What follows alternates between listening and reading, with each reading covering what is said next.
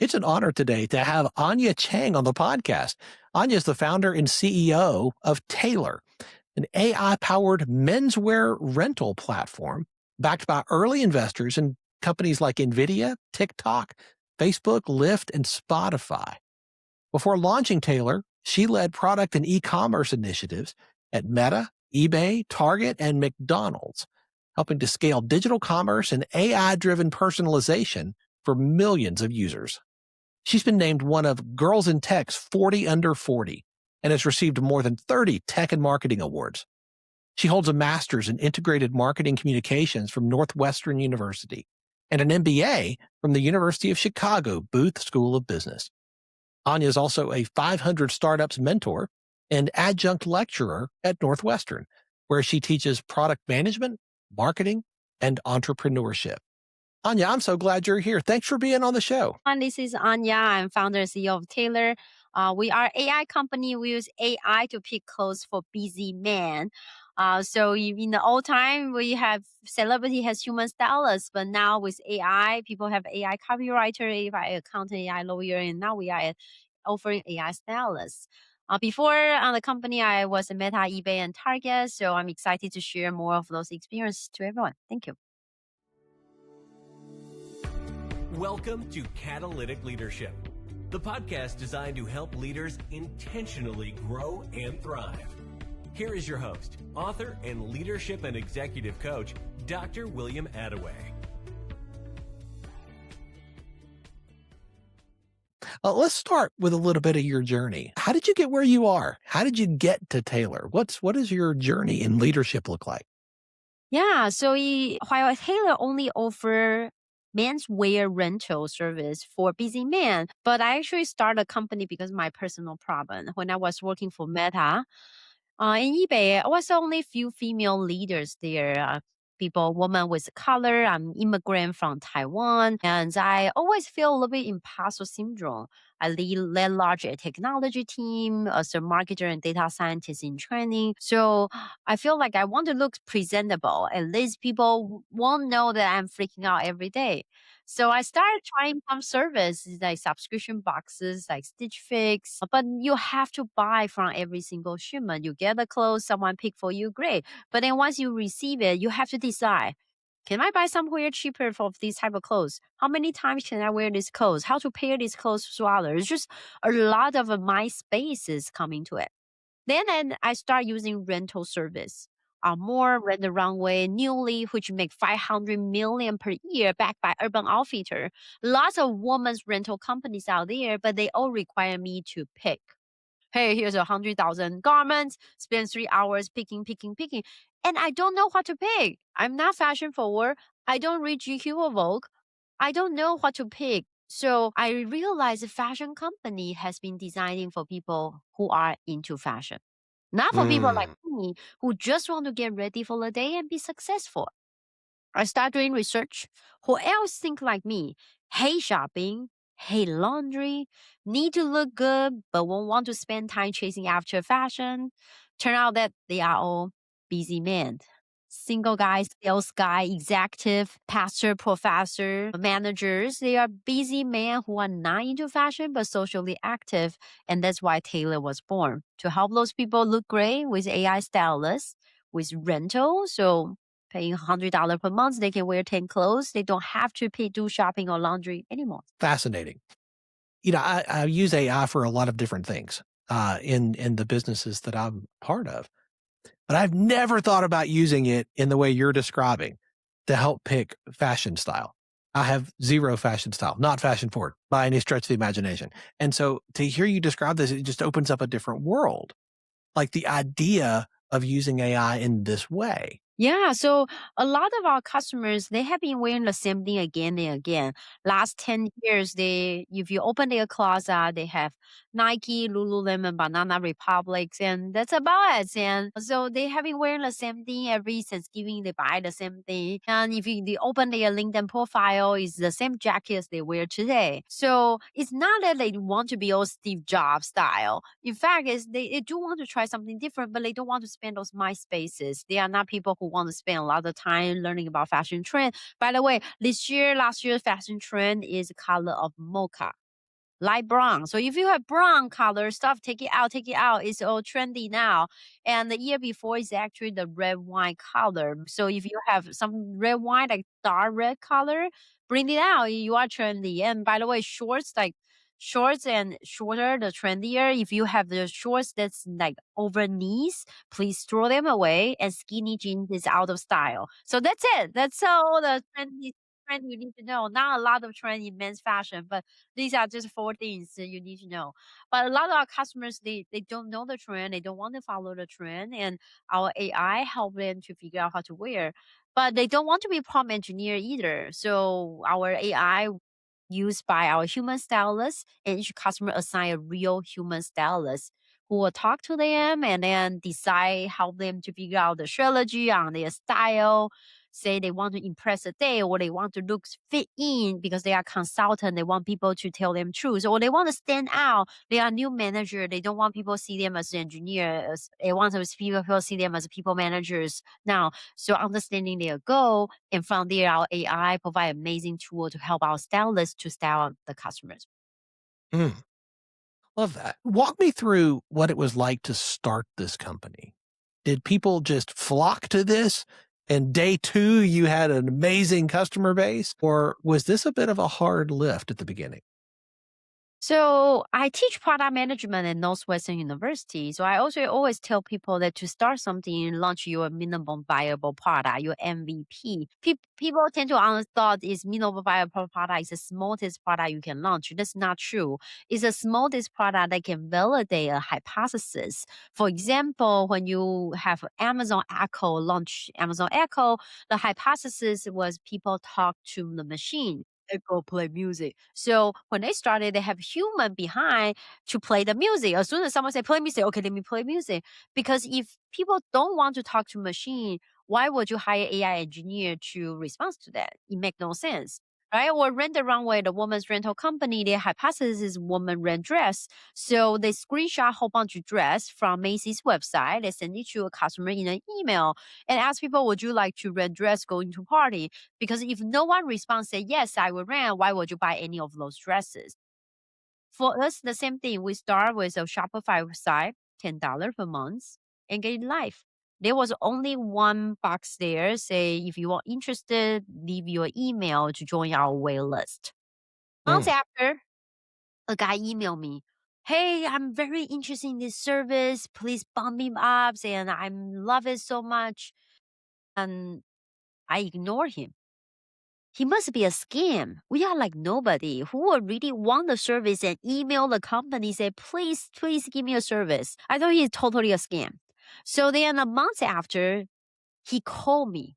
Somehow he added me on LinkedIn and I accepted, and he saw my number and he called me. And turned out that he's realtor, so he's used to calling people all day long. So I pick up phone call and say, hey, I'm Michael. I'm from San Diego. I'm a real estate agent here. I really like the blue shorts on your website. And I open our website. Yeah, there's really a blue shirt, and we don't even have that clothes. It's a stock photo from the like Pixar. So the real customer is like, I'm sorry, I know you guys must be really popular. I wait for 2 months. No, we have nothing. We're just not ready. So they're like, please bump me up the wait list. I'm very interested in the shirt. So then we went to the Macy's, and it was right before Christmas. We bought anything that's on sale. We went to post office and put in this clothes into the box and ship it to him. Michael became our first customer. From there, we did the same thing for 100 people. And we learn a lot about what we need for the business. Oh, we need AI. Otherwise, there's not enough stylists to style them.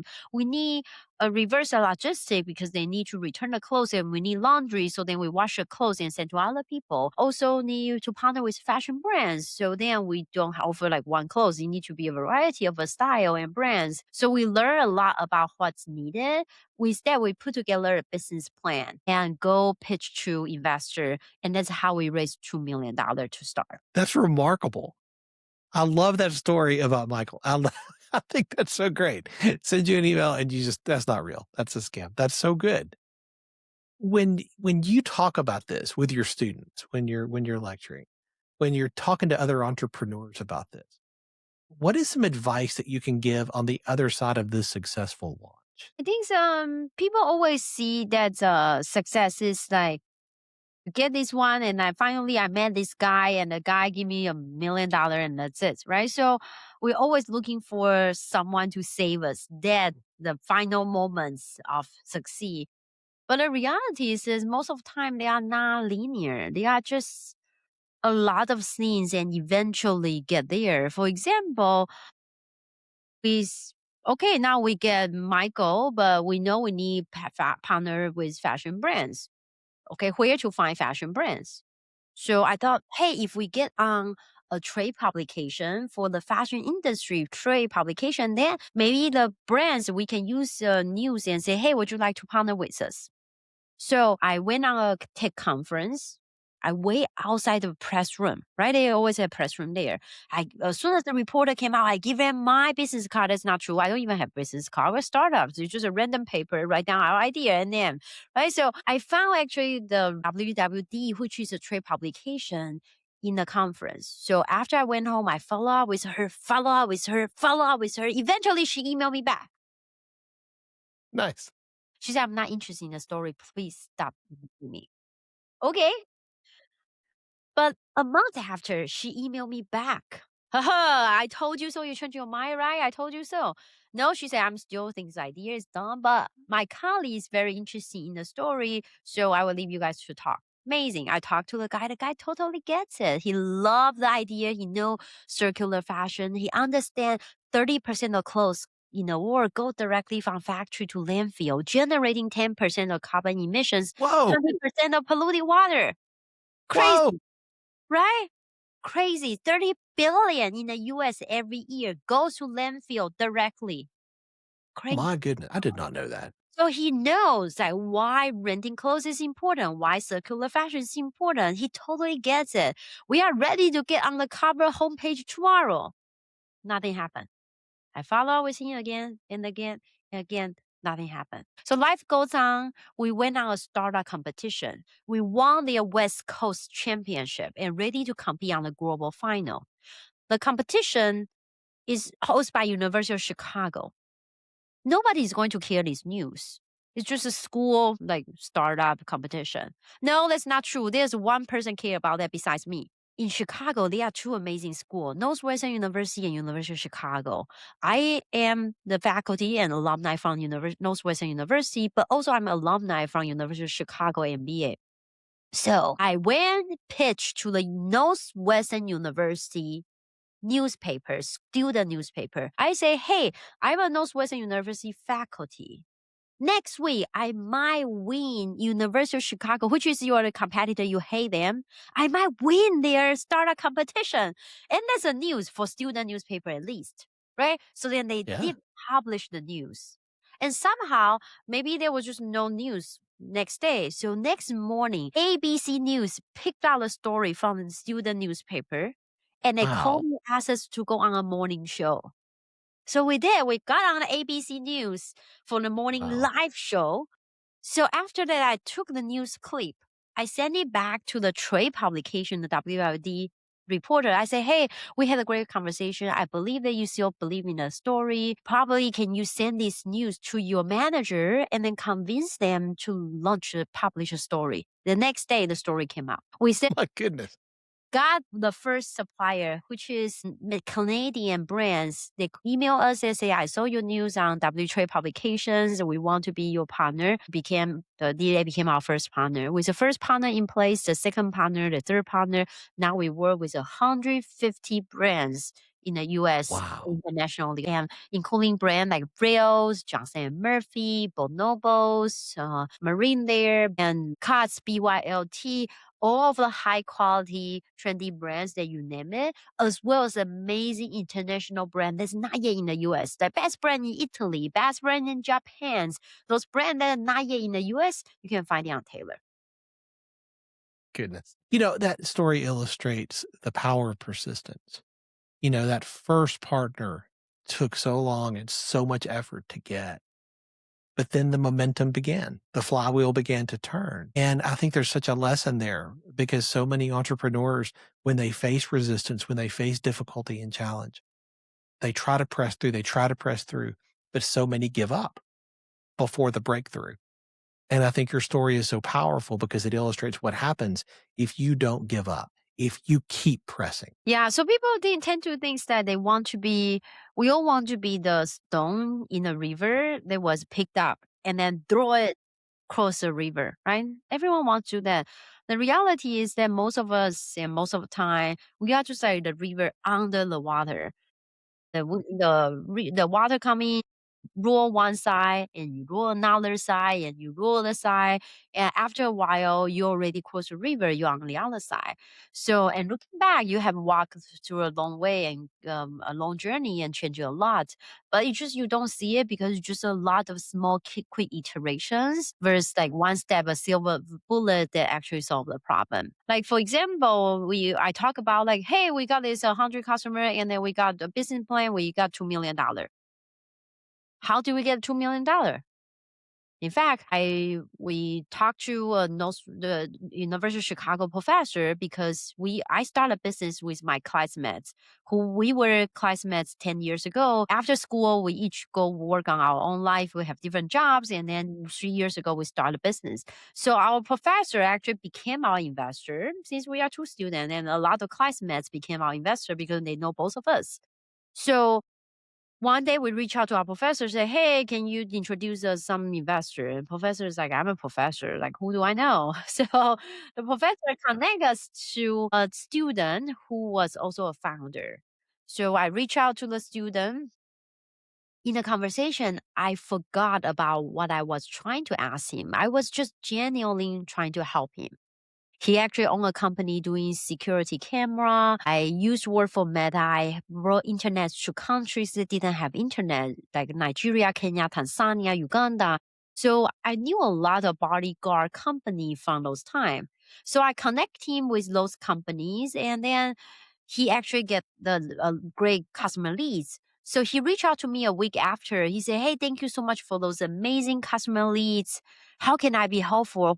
Why did you reach out to me at the beginning? And I was like, oh my God, yes, I forgot. I was trying to ask you to refer me investor. So he connect us to Berlin Capital, which is four medalist list, which means they are like best performing VC in the US.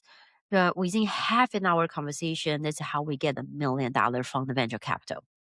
Wow. The relationships matter so much in the entrepreneurial world. Here are relationships from school that are bearing fruit how many years later, right? It all goes back to those relationships, and you invested in those. And I love to see the fruit from that and the connection from the professor to the student to the VC firm. That's so powerful. Have you always been more relational, where you were trying to build and network with other people and build ways that you could add value like you did to that student? Yeah, I think so. What I have found was I'm an immigrant. So when I came to the US, even today, besides my husband, I don't have any family. And my husband is also an immigrant. Besides me, he doesn't have any family in the US. So I found that has been helpful that throughout the career that strangers help me and I help other people. And I found that I don't know who can help me. And if you expect people, whoever you help the person should help you back, you just be disappointed because it's just not true. Even when I start a company, I reach out to, I was working for Meta, eBay, and Target, and a lot of vendors became billionaires because my like endorsements or because my deals and my side of things. And when I circle back to them, they may or may not talk to me. Because you no longer work for Meta, eBay, and Target, right? So I realize it's more of like it's a bank, right? So every time you help someone, you get something in the bank, and you never know if you help I just believe that if I help A and A will help B, B help C, eventually maybe C will help me. So you may not never able find out that, but just I try to deposit as much as I can whenever I talk to people. I try to ask like, how can I be helpful? You don't know when you need it, but you just have to believe like if you help someone, eventually one day when you ask around, someone is going to know someone who eventually probably going to help you. So I think that have been kind of becoming especially founder mindset because when you work for big tech company like me and people tend to talk to you all the time, like, hey, Anya, I want to talk to you because they want to work for Meta, I want to do business with Meta, right? So the stuff coming from your title, coming from your business card. But being a founder, we realize that we don't always have the shining titles anymore. So the best way to getting network is just to figure out how you can help right away and hoping that someone will remember you when you need it. I love that generosity of spirit, because I think you're right. When you are generous with the wisdom, the experience, the insights that you've gained along the way with other people, that does come back around. And I think that's so, so true in my experience and in so many of the people that I've worked with. Let me ask you this. If you had the ability to go back 20 years and talk to Anya 20 years ago, what would you love to go back and tell her? Buying a stock from Nvidia and learning more from Meta, and then invest in OpenAI before they are things. That's excellent. I think that what I would say is that I would encourage myself to be a little bit more full with curiosity. I think that different. I'm an Asian. I think our education has been always more focused on what you should Mm, be an engineer because this will make you money. You should be an accountant because that's respectful. You should do this and versus that. It's a lot more of what's useful, go mm, do it. What's the right thing to do that's it? good. It's a lot why. It's a lot less of why. But now I'm teaching at Northwestern University, and I found that my best students are not those students that come to class say, "Hey, I want to get AI product management course because I think AI is huge helpful for me." Are those people like, "Hey, AI is cool. I'm curious. I want to learn more." They don't have a specific agenda. It's not about doing this so that you can do what. It's more of they are full of curiosity. They're really interested in learning something, exploring something that they are not familiar with. Mm, And I found, for example, after I became a founder, I realized that I should be an investor early on. I thought investors are for people who have billionaire, but no, most of the startup take 10,000, 20,000, $50,000 check.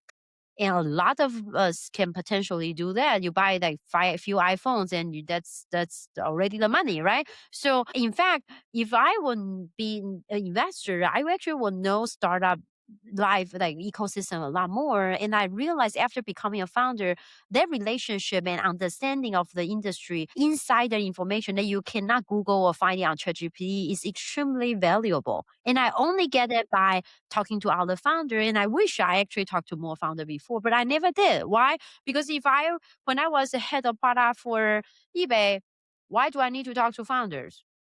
There's no mm, specific yeah, reason. I'm not that's right. investing. I'm not interested in starting my own company. It's not useful. So I never do it. But I never know that I will actually use it.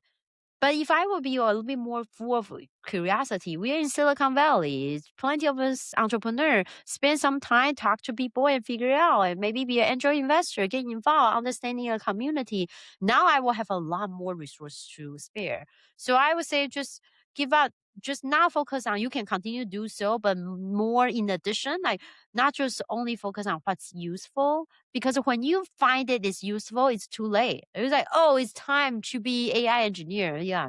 You should have done this 10 years ago, not right now, right? So, Wow. or like 10 years ago, it's like, oh, you should be a data scientist. You should start doing that 15 years ago. So right now, it's like, oh, you should invest in ChatGPT. Oh, you should do that 10 years, 5 years ago. So when we know, it's usually too late. So lead with your curiosity. I think that's would be my advice for myself 10 years ago. That's so good. You're a continual learner, and you've come across this several times in this conversation. Is there a book that has made a big difference in your journey that you would recommend to the listeners? I won't say the impact the journey. I find it helpful. I won't say the impact the career. Like I teach marketing at Northwestern University, and one simple book that I always recommend students to read is called Get to Aha. It's a positioning person behind Steve Jobs and wrote. So she's a person helping on defining Apple's positioning. So I found it pretty helpful. But I can tell you the key concept there. Just positioning means what? It seems like big word, like positioning and branding.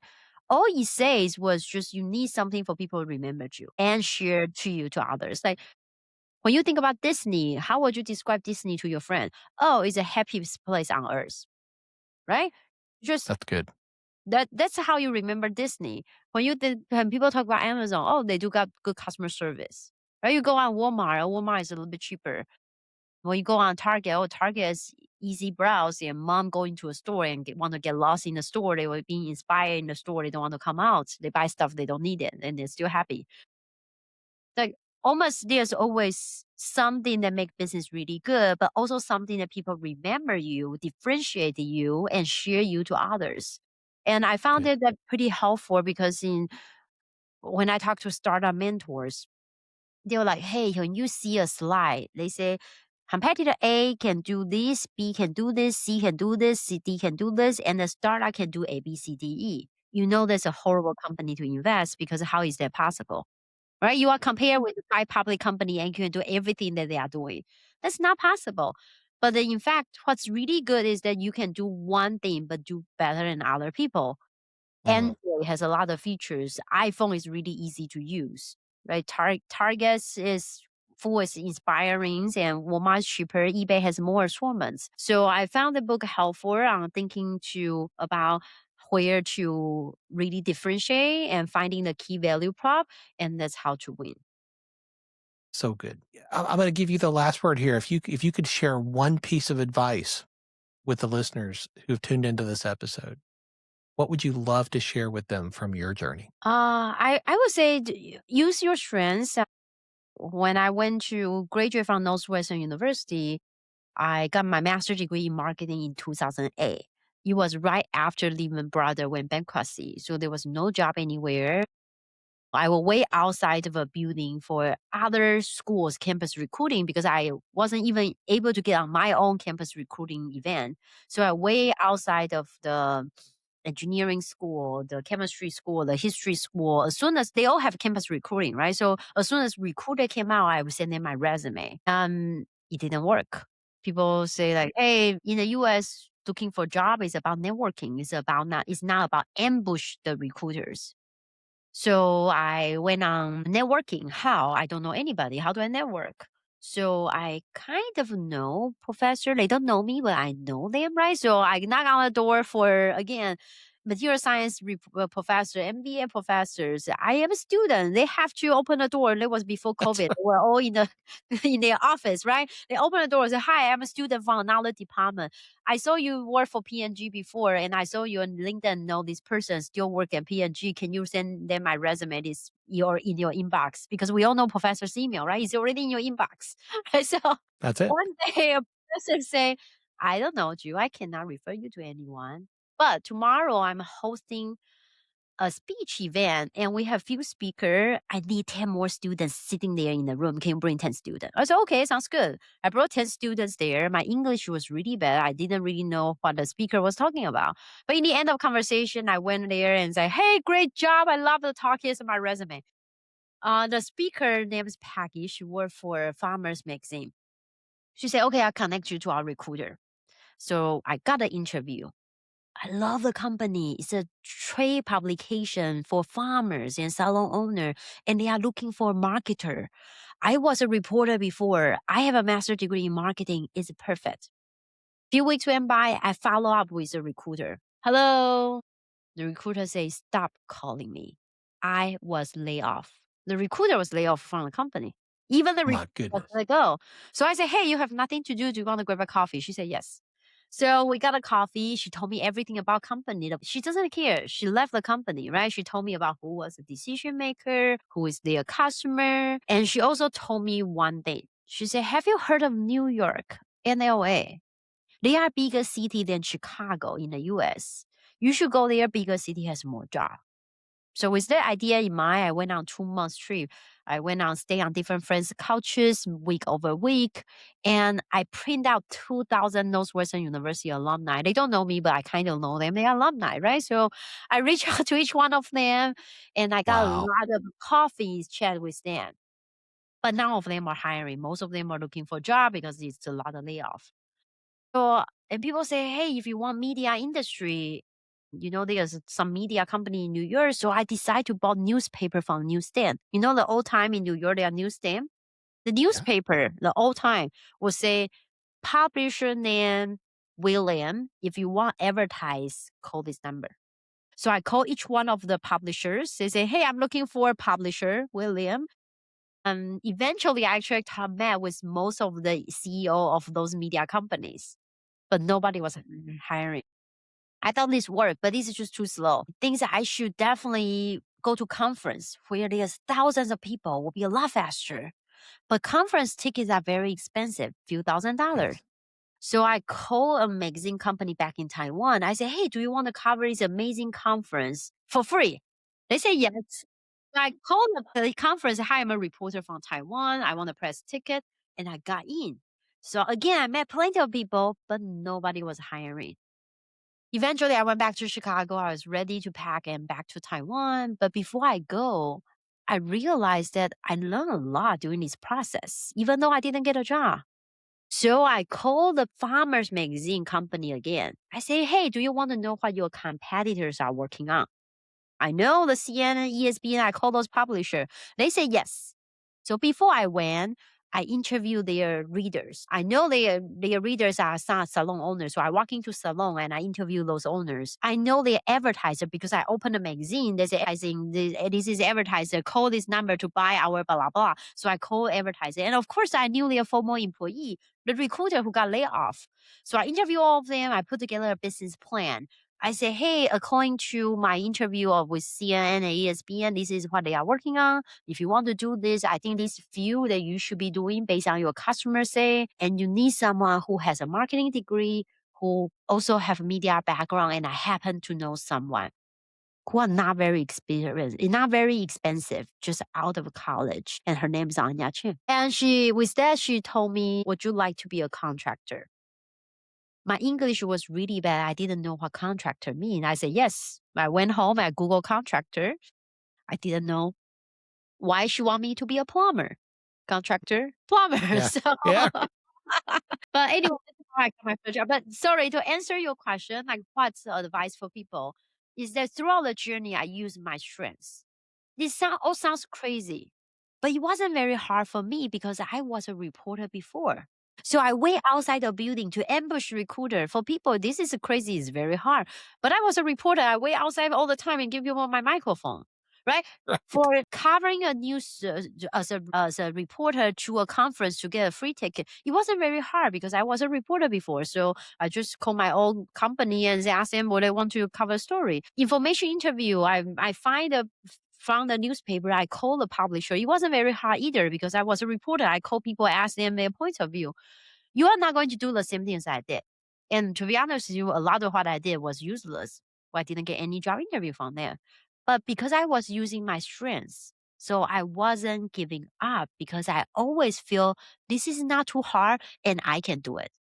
And it's that hope that you can do it, you can try again, that carry you continue going, and eventually you are practicing to succeed versus failing. Every time you fail is that you are getting one step closer, you learn something new. So use your strengths. Your story will totally different from my story, but you're probably really good at number. You're probably really good with friends in DC, you have a lot more connections in the government space. Maybe you are really a people person. People love you. Maybe you are really funny. People laugh with you. Maybe you have very creative eyes. So just use your strengths because when you use it, you are not afraid. And when you are not afraid, you are not going to give up. And that eventually will lead you to succeed. So good. What an incredible journey, Anya. Thank you so much for sharing today from that journey and telling us about Taylor. I know a lot of people are going to want to check this out. What's the best way for them to do that? Yeah, if you hate shopping and laundry and want to look good as like busy man, executive, check out Taylor. People pay $100 per month. You can wear 10 clothes per month. Your human stylist and AI will pick clothes for you. You get real clothes for you to wear for a couple of weeks. And when you travel, you just return the dirty clothes from the hotel lobby. You put into prepaid envelope and you go home without doing any laundry. And few days when you're home, you get new clothes arrive. So go on tailor.style. That's TAELOR.STYLE, tailor.style. Use the code podcast25, podcast25, get 25% off first month. And then also go on, use the code podcast gift. unpack as gift to give a gift card for people. Birthdays coming, holidays coming, anniversaries coming. The best gift is save them time. The best gift is help them feel confident and ready for their day. I love that. We'll have that info and those links in the show notes. Anya, thank you for your time today. This has Thank you been so so much. great. For any talents, suppliers, investors, business partner, executive coaching, data insight, schools, just reach out to us. We're happy to partner with you and reach out to me. My email is Anya, that's ANYA at Taelor, TAELOR.ai.